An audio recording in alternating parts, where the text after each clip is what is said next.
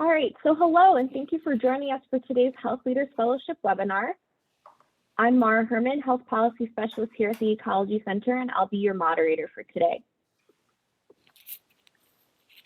So here's our webinar agenda. Currently, all attendees are in listen-only mode. If at any time during the webinar you have a question, please use the chat box to share it. After our presentation from Kathryn, we'll have time for questions. Please note today's webinar is being recorded and materials from today's presentation will be available tomorrow. So after today's webinar, you should be able to identify 2 adverse health impacts from air pollution and identify ways in which collecting air data can benefit communities. So we're lucky to be joined by Ecology Center's very own Kathryn Savoie this afternoon. Kathryn joined the Ecology Center in April 2012 to expand programming in Detroit under the Healthy Food, Healthier Future project. Kathryn is a veteran community organizer and has led a number of major health, human rights, and environmental justice campaigns in the Detroit area over the past 20 years. She earned a master's degree and a PhD in biology from the University of Michigan after receiving her bachelor's degree at Virginia Tech. She is active in the community gardening movement in Detroit and is an authorized presenter of the Climate Reality Project, trained directly by former Vice President Al Gore. And with that, I will turn over to Kathryn for her presentation. Thank you so much, Mara, and welcome everyone. I'm so glad to be with you today and share a little bit about the work that the Ecology Center is doing around air pollution, health, and community-based monitoring. I'm going to try to share my slide here. Uh-oh. There we go. Can you see that, Mara? Yeah, we're all set. Okay, thank you. Again, I'm really happy to be with you and share some of the work that we're doing for public health and environmental justice in Detroit in particular. Ecology Center has a really long history of working for clean air and environmental justice, and just wanted to start by highlighting a couple of the campaigns we've worked on. One on the left, to shut down the Henry Ford Hospital medical waste incinerator in Detroit, which was a successful campaign in the year 2000, and more recently the Breathe Through Detroit campaign, which we helped lead to shut down the Detroit Municipal Waste Incinerator, one of the largest in the country, which was successful in 2019. So a brief overview of my presentation is I'm going to just give a little overview of sources of air pollution, health impacts, particular air pollution in particular, since that's one of the things that we focus on. And then looking at sort of issues of health equities around air pollution in Detroit. I'm just going to touch briefly on air pollution and COVID-19 because that's an important topic that is on everybody's mind these days, COVID-19, and then give a little bit of background about Ecology Center's work for clean air. A little bit of background about the incinerator, and our work that led us to this community air monitoring and sort of where that stands and where we're headed with that work. So air pollution, why are we concerned about this? Because air pollution is really important in impacting our health and our climate. The slide says 7 million people per year die from air pollution related diseases, and this is from the World Health Organization, although a more recent study this year showed that the figure is probably closer to 8.7 million, so almost 9 million people die per year, far more than the number of people that have died from COVID during this epidemic, and that is on an annual basis. So that is a major epidemic that doesn't get the attention that it really deserves. And many of these harmful pollutants that are harming our health are also damaging the climate. And so we're concerned about it from that perspective as well. So air pollution comes from many different sources. Energy generation and use is one of the primary causes which creates air pollution. Because most of our energy comes from combustion of fossil fuels, coal, oil, and natural gas. In some parts of the world, energy use comes from biomass, so wood burning, wood for cook stoves, which is very common in other parts of the world. And this also contributes to both climate change and health impacts. We also burn fossil fuels for transportation. So cars and trucks and trains and ships all rely on fossil fuels to run. And these, except for the newer electric vehicles that are becoming more common. And finally, agriculture, which in this country is highly mechanized and based on burning of fossil fuels for farm equipment, and as well as for transportation and processing of food. So all of these activities create air pollution, particulate matter pollution, ozone pollution, nitrogen dioxide, and methane that can have impacts on health, as well as creating large amounts of carbon dioxide that is contributing to climate change and therefore has longer term impacts on health. So I'm going to talk in particular about our work around particulate matter pollution and monitoring. And so I just want to mention a little bit about the background on particulate matter and why we focus on that. Particulate matter pollution is a mixture of extremely small particles of pollution that consist of particles and solid particles and liquid droplets.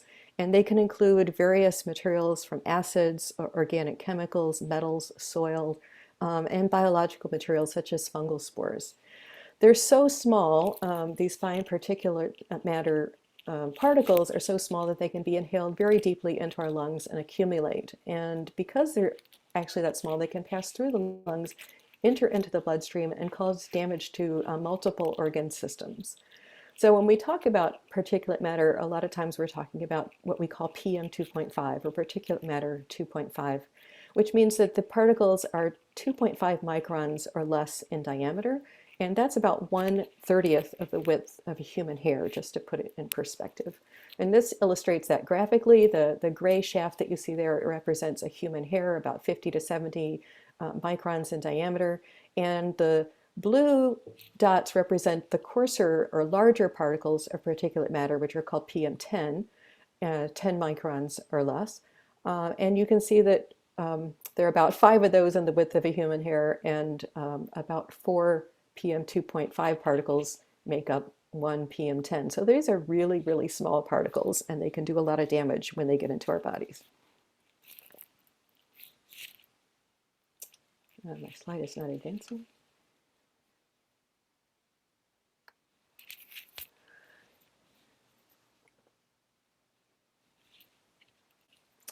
So particulate matter pollution can, as I mentioned, cause all kinds of harm. It can increase your risk of the following: increased blood pressure, heart attacks, and irregular heartbeat. It can increase your risk of cancer and premature death.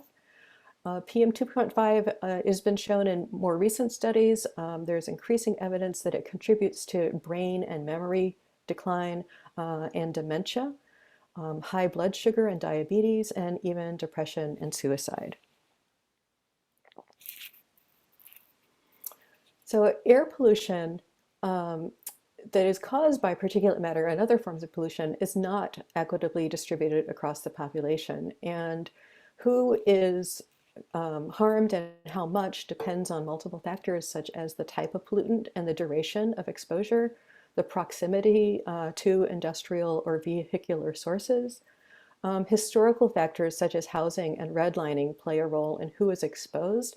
And there are some recent studies that show that historical communities that were historically redlined as a result of racism, although that redlining is no longer in effect, the impacts of that are felt, such as in housing segregation to this day, and the impacts of climate change and air pollution are also can be traced back to historical redlining.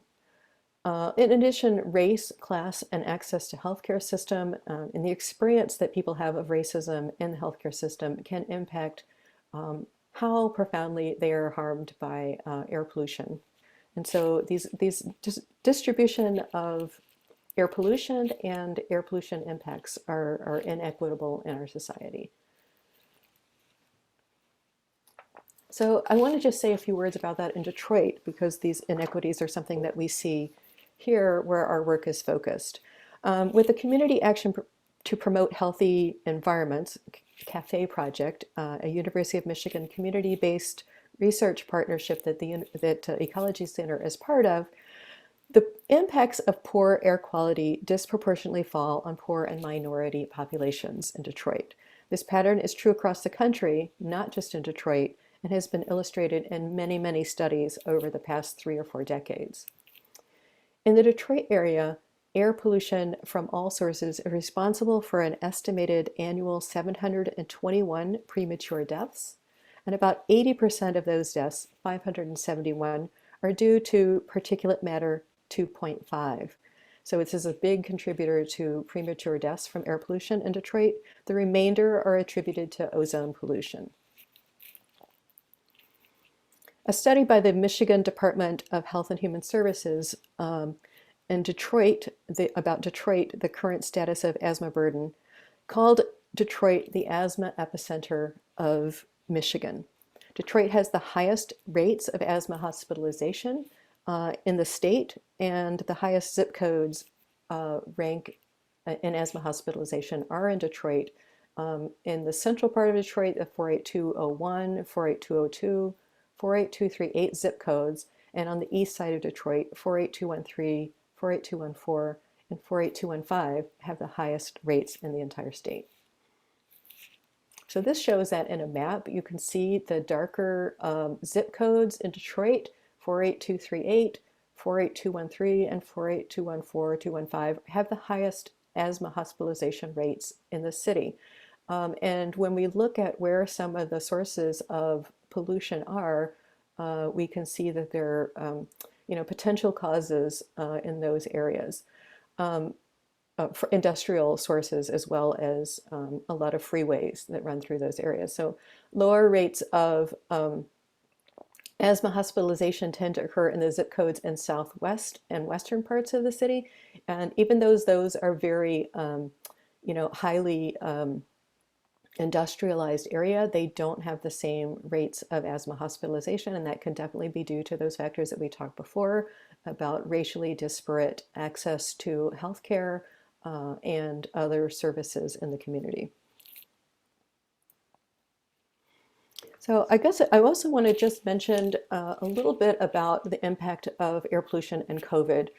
Historically, there are studies that show, both from the 1918 flu pandemic and the 2013 SARS outbreak, have shown that areas with increased air pollution had increased death rates during the pandemic and outbreak. And there have been several studies recently that have gone back and done sort of retrospectives looking at what we know about air quality from the 1918 pandemic and how that related to increased deaths. And we can see that in both of these epidemics that having worse air pollution led to higher rates of death in communities that were experiencing that.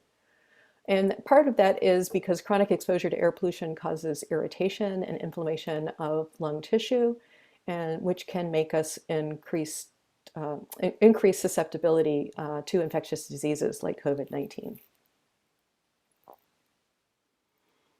And again, we know that poor people and people of color are more likely to be exposed to air pollution. That was what I was saying before, that there are disparate impacts of air pollution in communities, and that areas with higher PM 2.5 in particular have been shown to result in increased COVID cases, severity of disease, and mortality.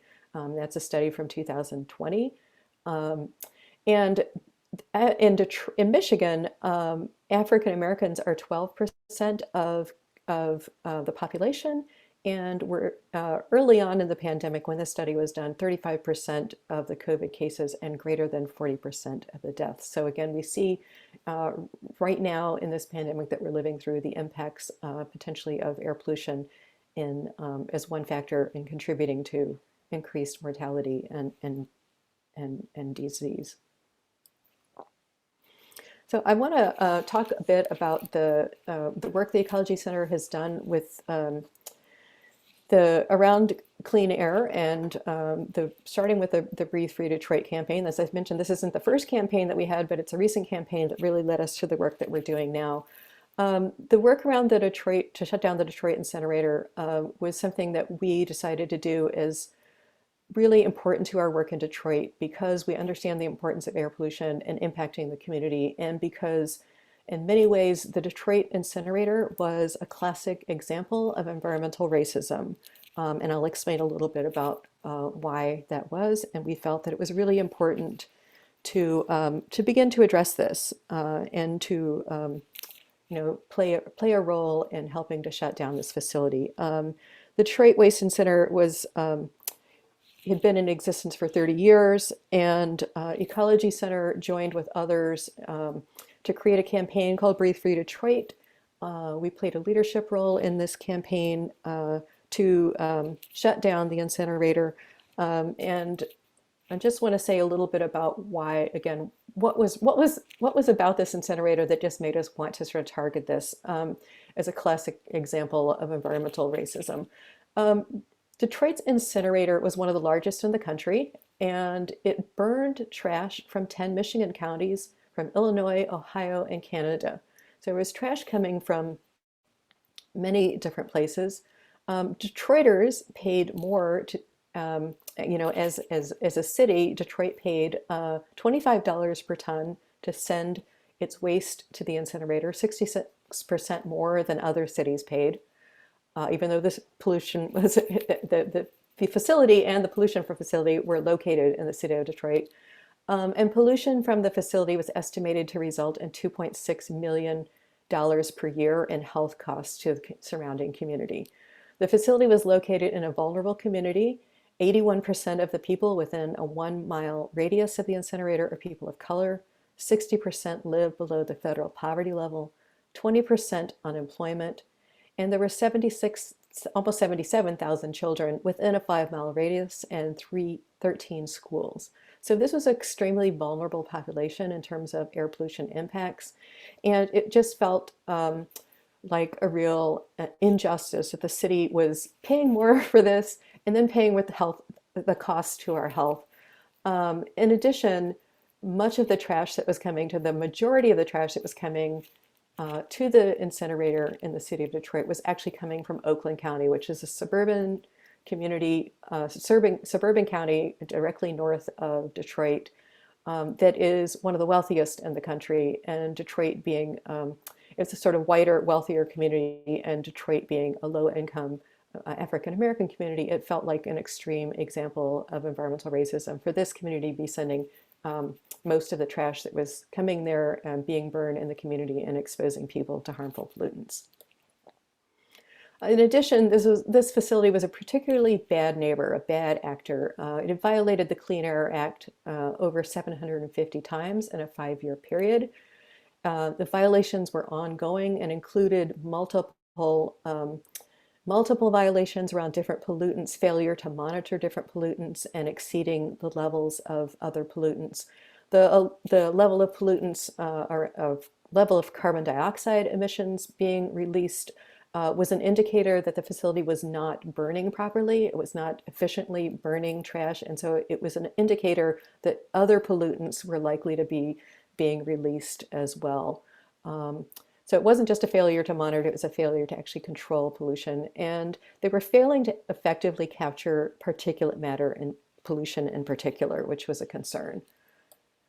So the facility has an annual stack test. It says MDEQ. The facility is, the state agency is now called the Michigan Department of Environment, Great Lakes and Energy, that regulates it. They found a hole in one of the stacks releasing uncontrolled particulate matter emissions.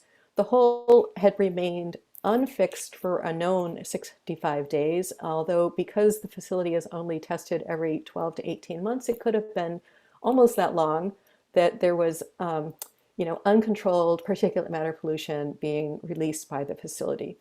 The community was really concerned about this and wanted to know more about what was going on with particulate matter in the air and have an understanding beyond what happens every 12 to 18 months. And so I'm going to go back. Whoops. We worked with the community to think about putting air pollution monitors in the area. These small, low-cost community-based monitors were becoming much more available and more reliable, and we thought it would be a good idea to put some monitors in the community. And so we purchased a few air quality monitors and planned to put a radius around the incinerator to test what was going on with particulate matter so that we could have a more detailed picture of what was happening at different areas in the community, but also over time, between the times that it would be tested officially.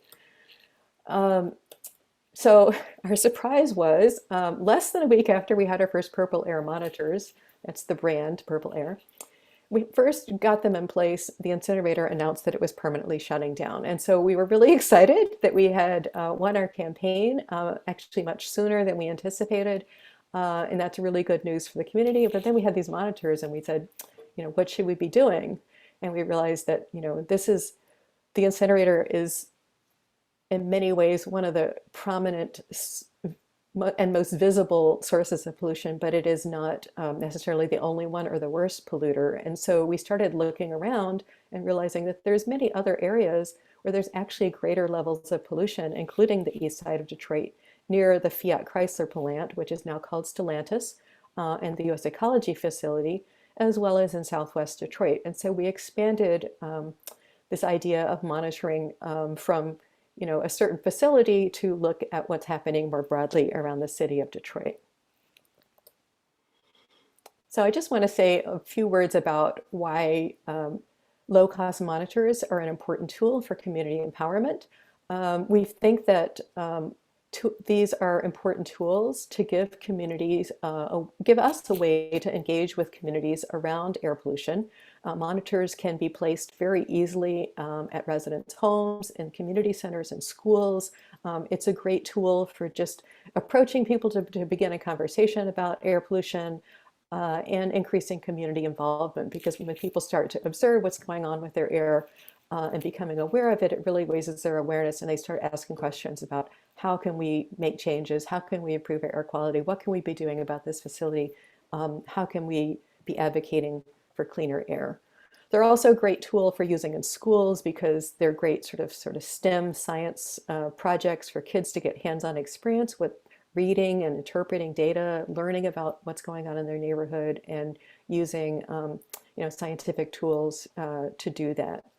And they're, again, as I mentioned, they're great tools for local advocacy for better air quality standards. And the one thing that we do want to emphasize is that we use low-cost air monitors. These are not regulatory monitors that the state would be using, so we can't use the data that we're collecting directly to affect policy, regulations, or permits, but we can use them to document where a community is experiencing concerns or where the current policies are failing communities or failing to protect our health.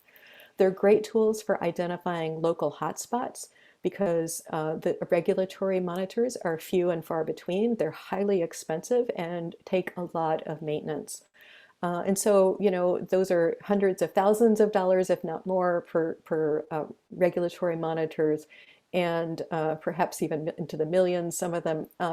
And you can't get a real sense of what's going on at a neighborhood level or on a really timely basis with the regulatory monitors that exist, but they can help us identify where are there concerns in the community, where there's a hotspot, where something might be going on, and then we can go and advocate with leaders to bring attention to what we think the problems are and to call for greater monitoring by the state when we think that when our sensors show that there are concerns and to bring higher quality monitors in to investigate further.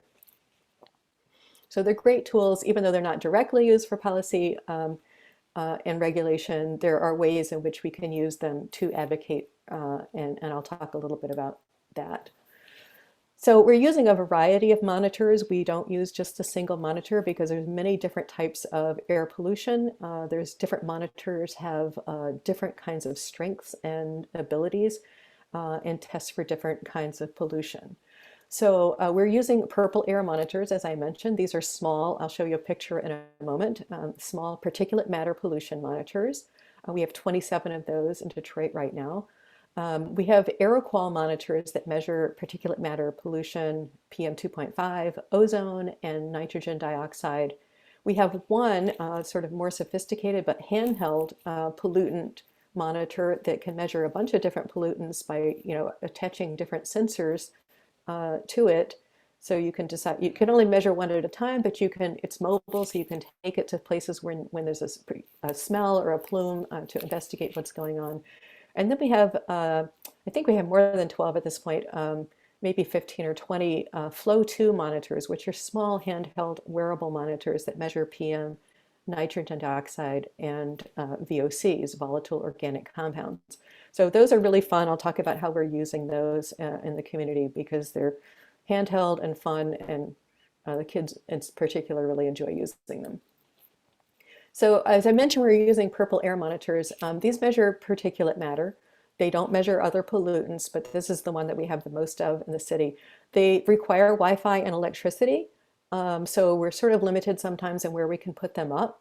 But they collect and upload data every couple of minutes to a publicly available website, purpleair.com, and you can go and see that map on the web and see all of the purple air monitors that are attached and connected to the web anywhere in the world.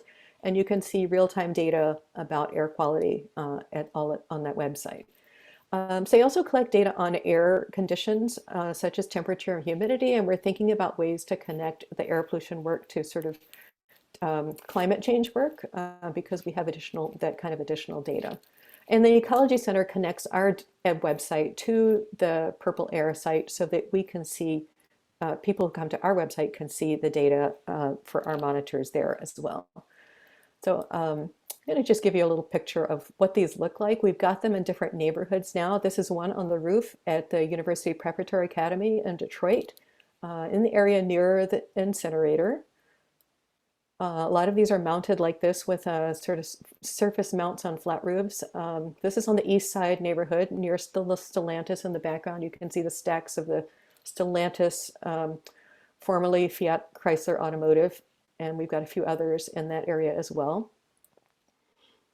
Southwest Detroit, again, a very industrial area. This is on the roof at the Chas Center clinic in Southwest Detroit. Some of them are on residences and mostly in Southwest Detroit and a few on the east side. And my slide is not advancing. Oh, and this is just showing you some of the installations. We have a partnership with the Green Door Initiative to hire an air quality technician who is helping us with installation and maintenance of the monitors because it does require a fair amount of upkeep. Even though they're fairly easy to install, sometimes you have to go and clean out a spider that crawled up inside there and you start getting weird data. So we have a partnership to support that area of work. And this is what it looks like. Whoops, I missed the slide. Okay. This is what it looks like when you go to the purpleair.com website. This is actually from our website, the Ecology Center's website, but you see the same data if you go to purpleair.com, and you can zoom in on any part of the world, and each one of these dots represents a purple air monitor that is installed somewhere. Each dot has a color. It's color coded in real time based on the actual air quality index for PM 2.5 at that moment. So if you see in the center of Detroit there, right by the word Detroit, you can see a dot that says 79. So that means that the particulate matter air quality index by the EPA's measure is 79 at that moment that this screenshot was taken. This is not actually live, so these are not real numbers for today. So you can see that when this was taken, that the air quality there is sort of in the orange level, which is kind of moderately bad. There are some that are yellow if you look a little to the south there. That's moderately bad. And then if it was green, that would be good. And if it's bright red or orange and maroon, then you know that the air quality is extremely bad. So you can get a real quick look just by looking at the map of where monitors are located and what the air pollution is at that moment. And if you click on one of these dots, it'll give you additional information. So if you clicked on this dot here that says 84, it comes up with, here's the 10-minute average US EPA PM2.5 air quality index for this monitor, which is one of the Ecology Center monitors on Vinewood Street in Detroit, and it was at 84. And then it gives you measurements for at the 10-minute average, which is 84, a 30-minute average, 1 hour, 6 hours, 1 day, and 1 week. So you can see that it was a little better on the weekly average, but there were some days that the air quality was pretty poor. And then you can see a graph showing the same data over that period at the actual measurements. So it's pretty easy to access a whole lot of information about what's happening right now, but also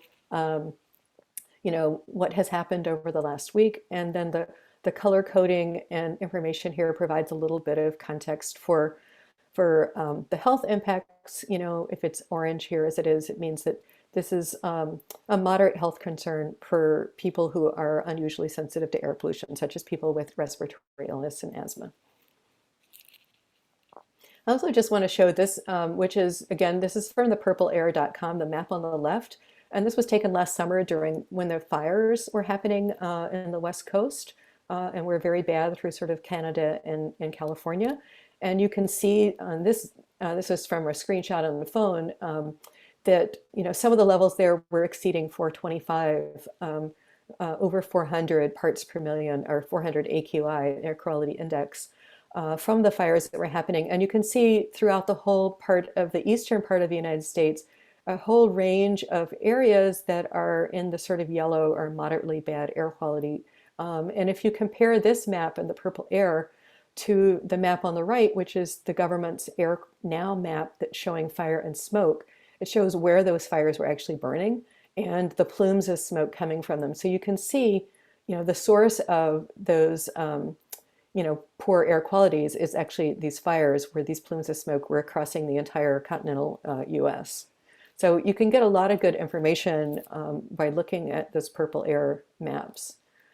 And also just a little bit of what some of this data is looking like. Another set of monitors we have are Clarity. Oh, sorry, that didn't work. I'm having a little bit of trouble with advancing the slides here. So this is another set of monitors. We have 5 monitors that are Clarity monitors, and they're really nice because they're very sophisticated and measure some of the same things, but they also are solar powered, so that with a battery, so that we can place them almost anywhere very easily.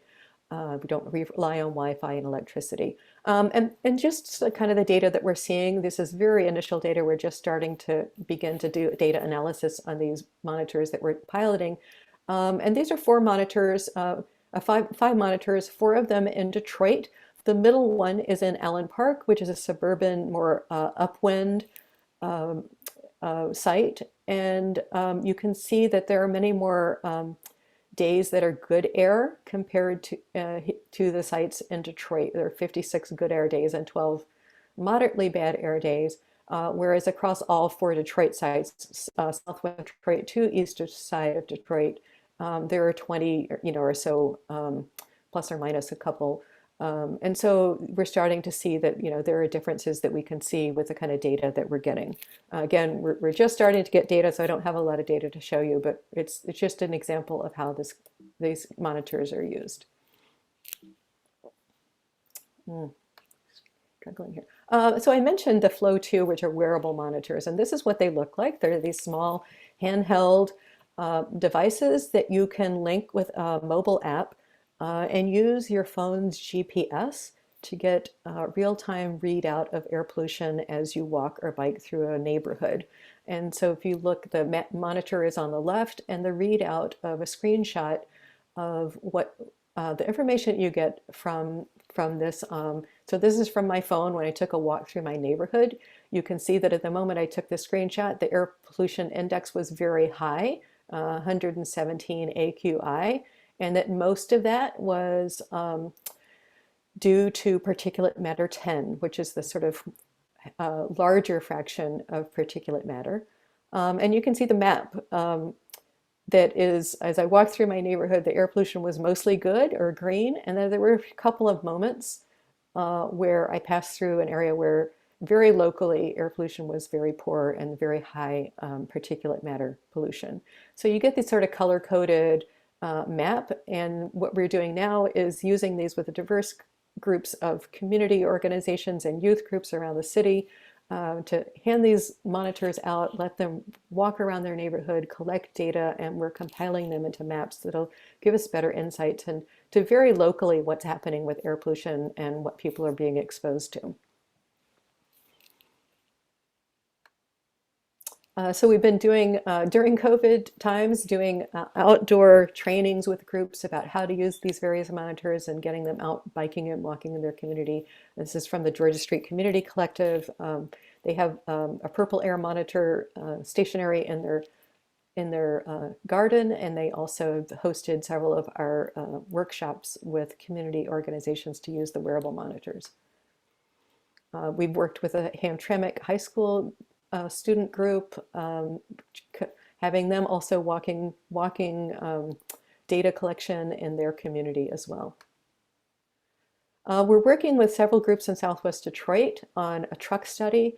The city of Detroit has designated certain routes as designated truck routes in a preliminary study, and we are looking at, we've placed these purple air monitors at various homes and sites along the routes, along with wildlife cams, so that we can get a count of the number of trucks and the type of trucks that are going by, and then measure that with air quality at that moment.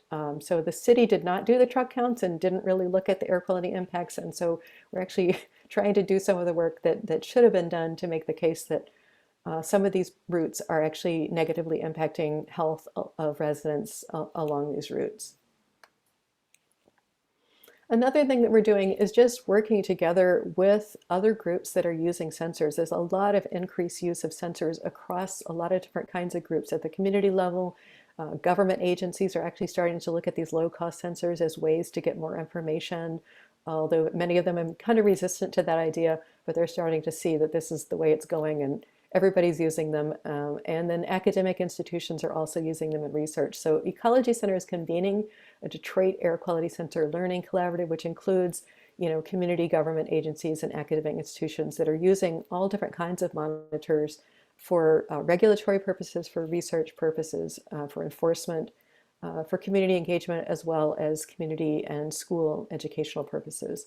And we just come together and share best practices and experience so that we are learning lessons from each other and being more effective in our work.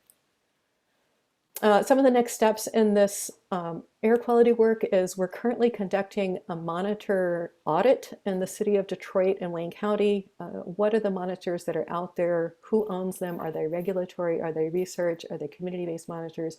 And what are they being used for? Where is the data held? How do we get that data access to the community? And we're creating a website that will hopefully make it easier for the public to access information in real time about, as well as historical data about air quality through that process. We're doing a lot of communications work and outreach and community education in both Southwest Detroit and East Side neighborhoods of Detroit mostly. We're working on quality assurance. We have monitors that we co-locate along with the regulatory monitors by EPA and EGLE, so that we can make sure that our data is the best.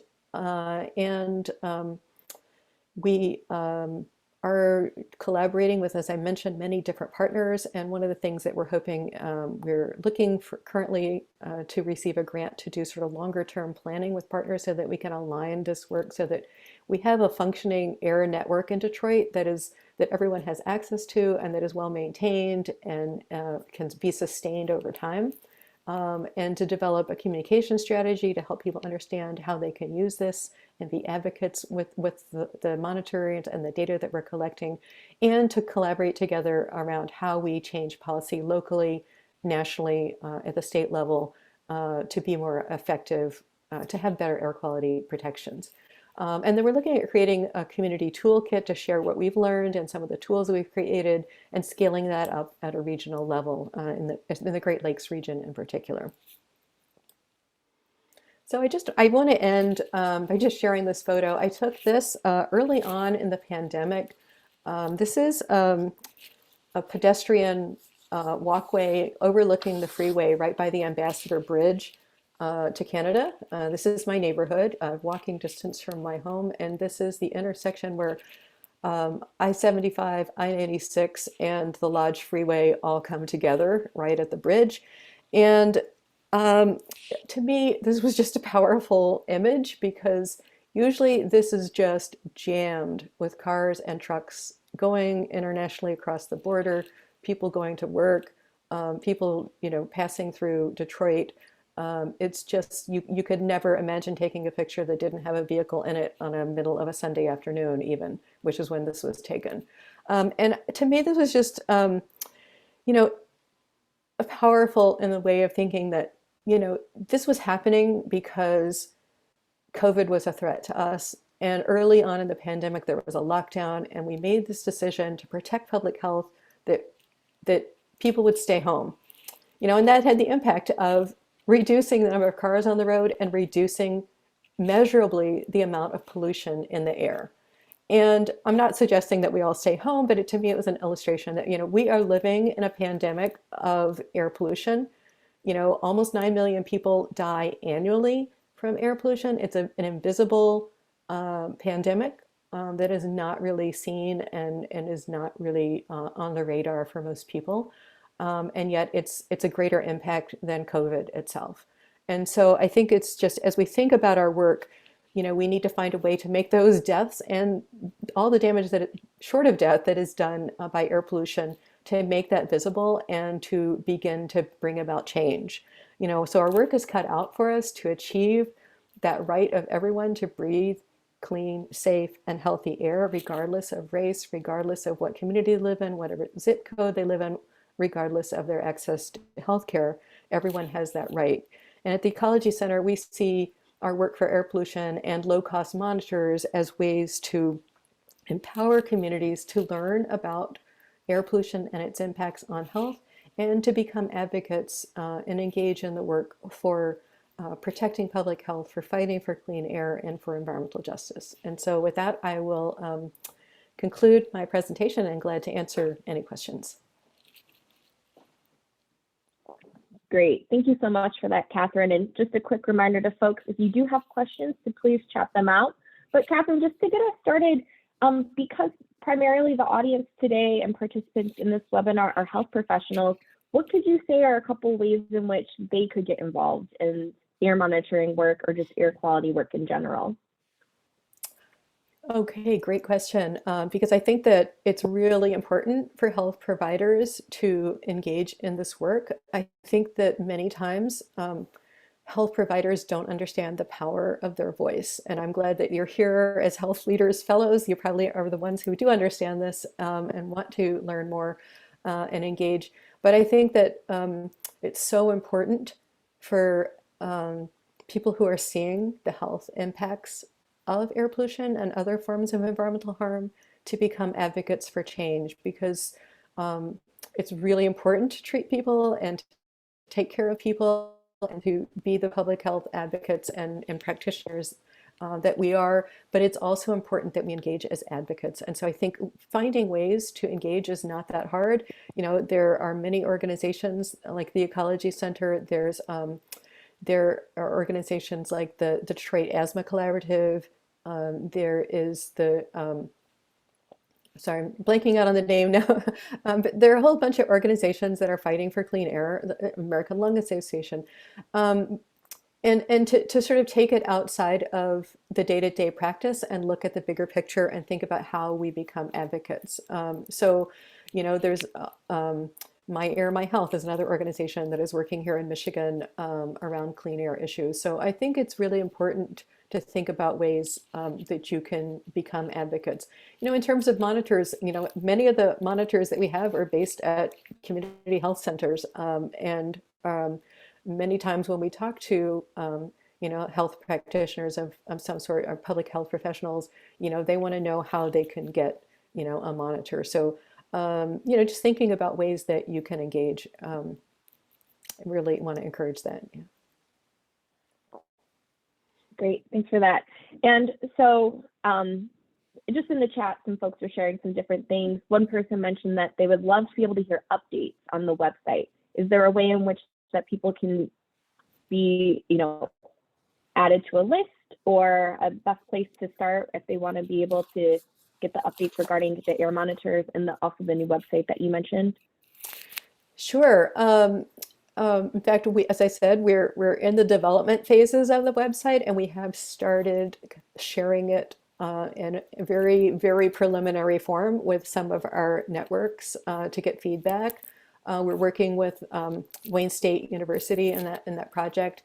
And so we are planning at our next Air Quality Sensor Learning Collaborative to present, the website in, its beta form, in November. So if you would like to either be added to the list for the Air Quality Sensor Learning Collaborative to learn about our meetings, or to attend that particular meeting, as to get an update on the website, then I would be glad to make sure that you get that information. Wonderful. So yeah, I will actually put Kathryn's email. I'm assuming that's probably the best way to get a hold of you, Kathryn. Sure, it's actually here, there. Oh, perfect. Wonderful. Forgot to advance to the last slide. Great. Well, I'm not seeing any other questions come through at the moment. We'll give folks another minute, but in the meantime, I'm actually going to share my screen, and that way I can just talk about the quick last minute little housekeeping materials that we'd like to go over. All right, thank you. Perfect.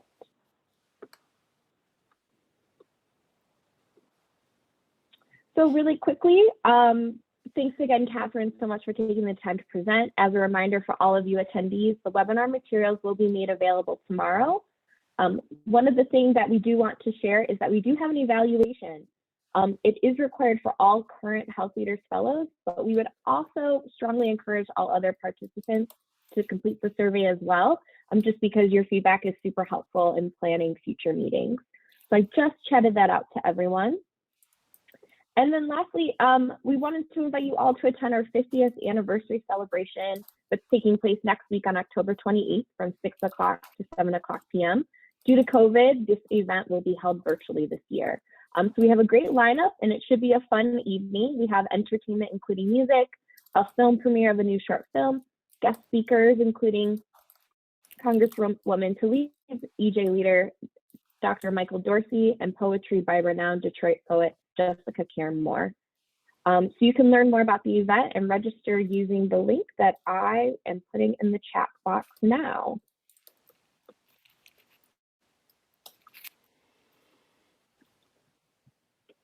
So again, I just want to thank Kathryn for taking the time to present to all of you today, and for all of you for hopping on. Like I mentioned before, we will be sharing all materials from the webinar tomorrow. And with that, everyone enjoy the rest of your day.